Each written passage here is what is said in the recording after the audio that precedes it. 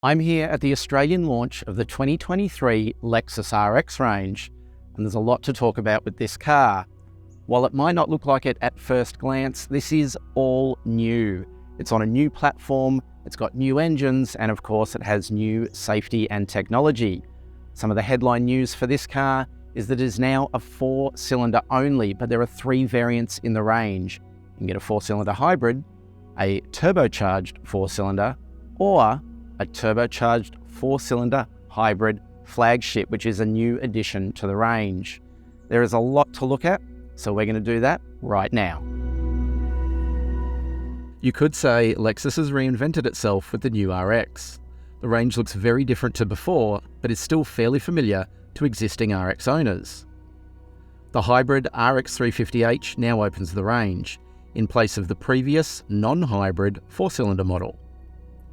There's a choice of 2-wheel drive or all-wheel drive RX 350h luxury models, or a more plush 350h sports luxury all-wheel drive.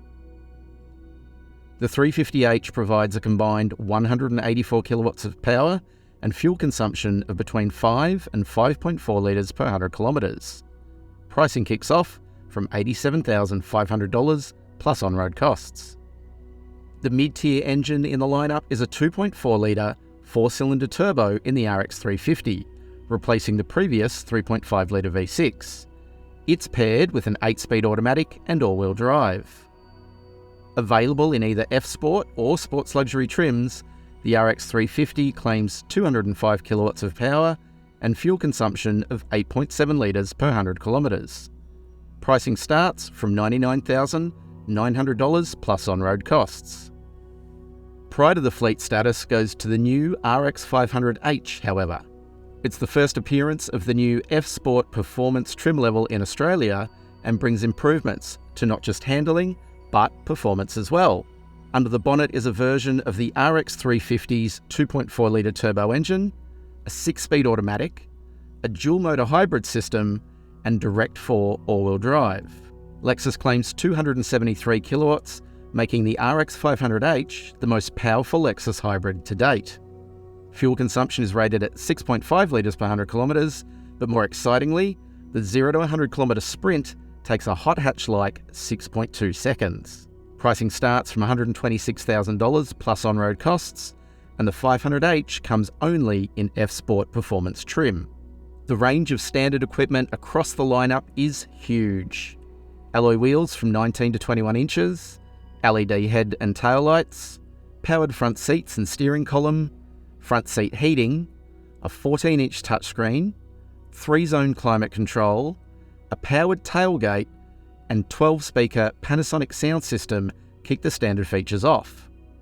Move up through the range and you'll find features like adaptive suspension, wireless phone charging, 21-speaker Mark Levinson audio, rear door sunshades, 360-degree camera, front and rear seat heating and cooling, and heaps more. There's an exhaustive list at Drive.com.au if you want the full details. Although it may not look vastly different from the outside, it's on the inside that the changes are far more noticeable.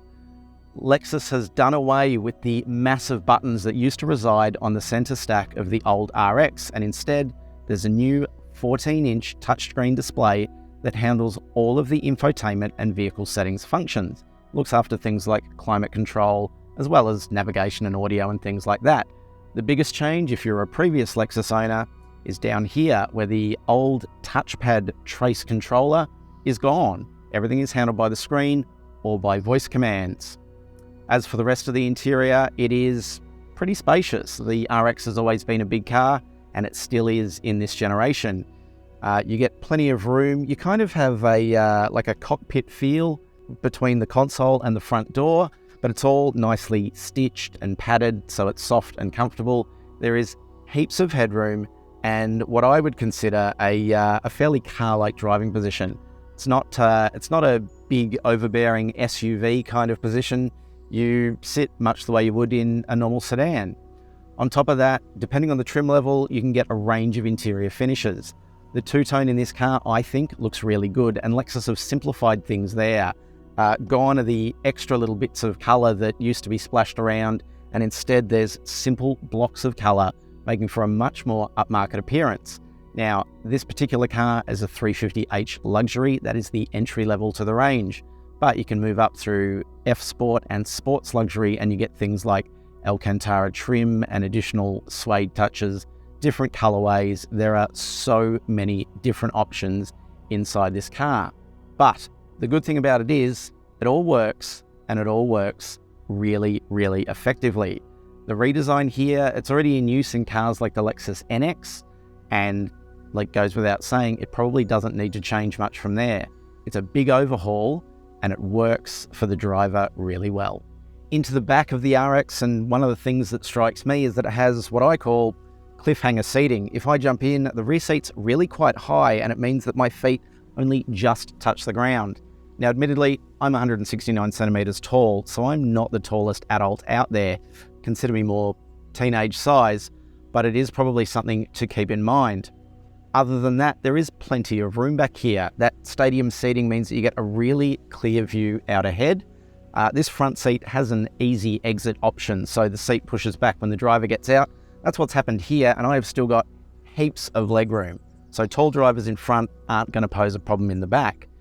The higher seating means that the roof is a little closer for me than it would be in the front, but again, it's still going to work for most people. Really tall adults might find that they run out of room a little. In this particular grade, the luxury, which is the entry-level model, you do get a rear seat climate control adjustment plus 2 USB-C ports. If you move up through the grades, things like window shades and rear seat heating and ventilation are available. But in this grade, you get a fold-down center armrest, cup holders, and on a long trip, if you want to recline the rear seats, you can.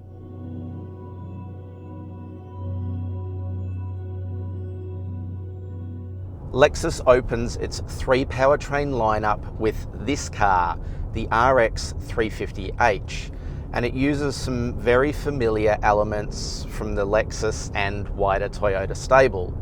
Under the bonnet, there's a 2.5 litre naturally aspirated engine, and you can have that in either 2 or all-wheel drive. And if you get the all-wheel drive version, it adds an E-axle at the rear. So you have an electric motor driving the rear wheel with no physical connection to the front. All up, you get 184 kilowatts combined, so it's a reasonable output for an entry-level engine. If you step up through the range, there's a turbocharged RX 350, and then above that, the RX 500h F Sport Performance. That's the new flagship model, which is a hybrid as well. But for the most part, this engine is absolutely fine. I don't feel like I'm wanting for power.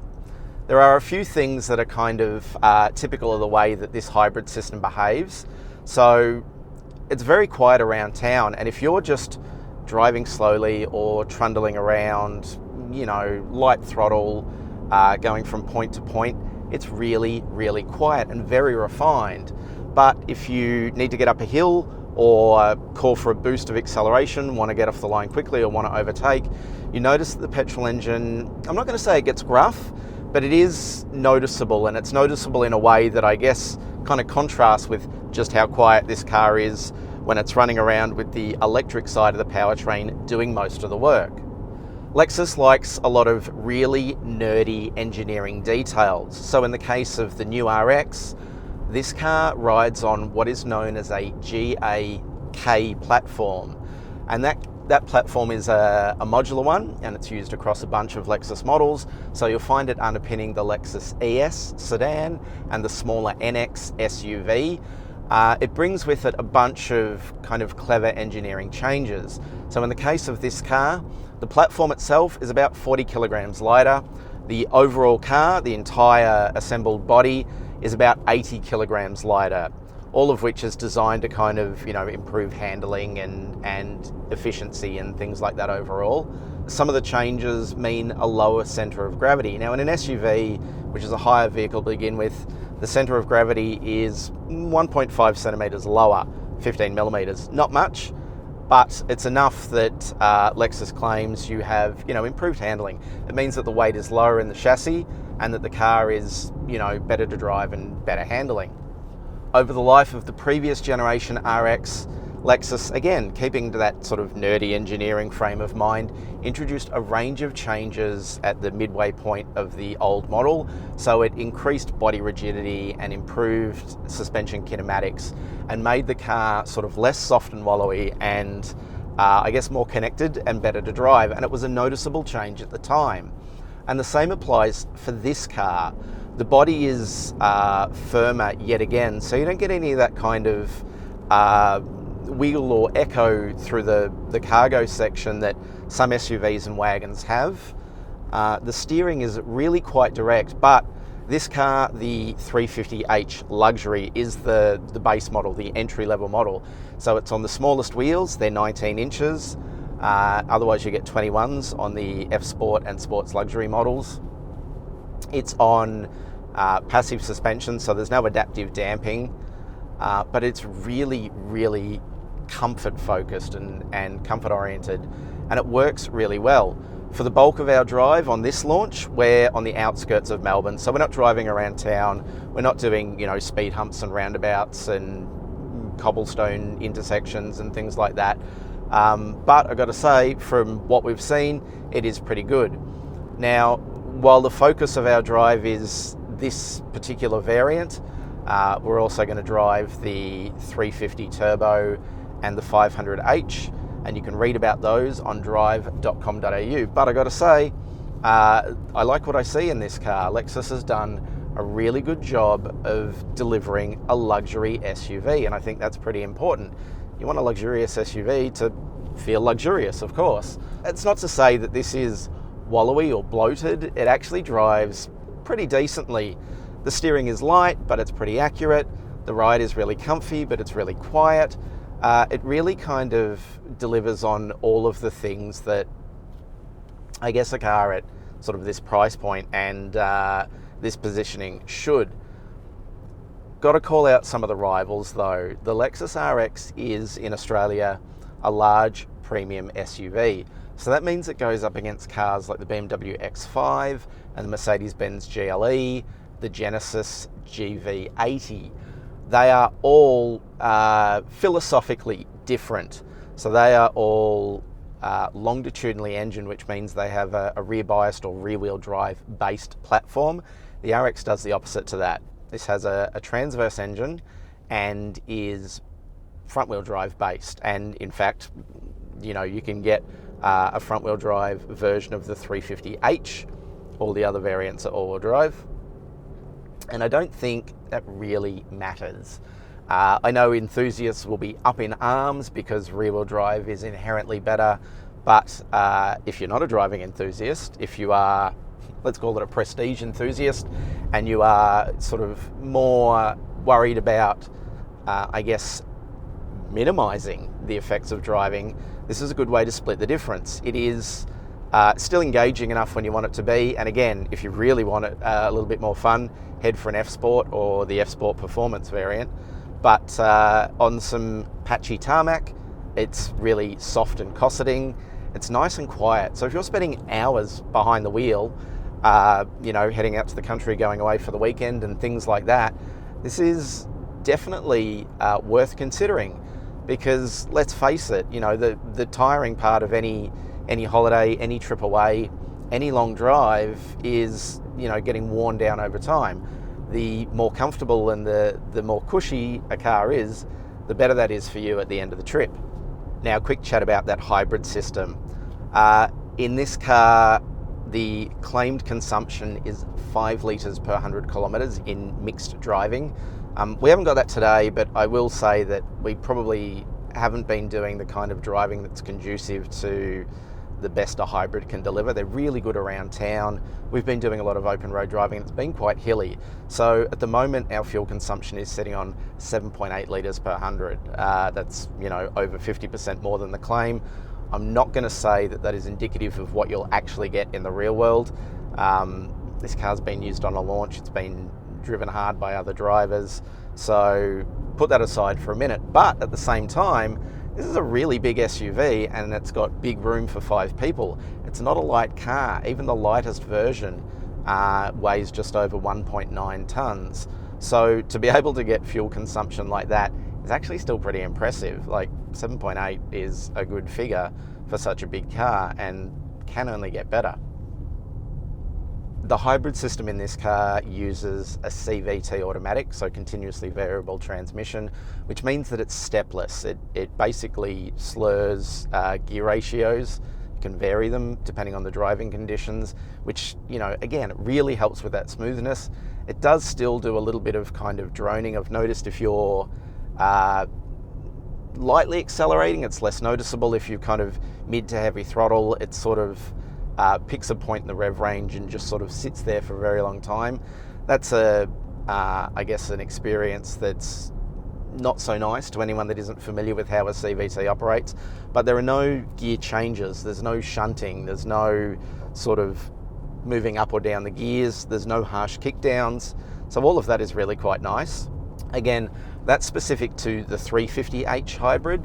In the 350 turbo and the 500h hybrid, you get an 8-speed automatic and a 6-speed automatic respectively. So they do step through gears. They're a little bit different in their setup. But for, I guess, let's talk peak comfort, peak quietness. I think the 350h CVT solution is actually a kind of a decent one. Again, like I say, driving enthusiasts are probably going to want one of the other two models, not this one. But that said, it's really hard not to like what you get in this car. And it's, I guess, a nice reminder that, not everything has to have button down, firm suspension and a sporting bent. It's okay for a car to just be luxurious.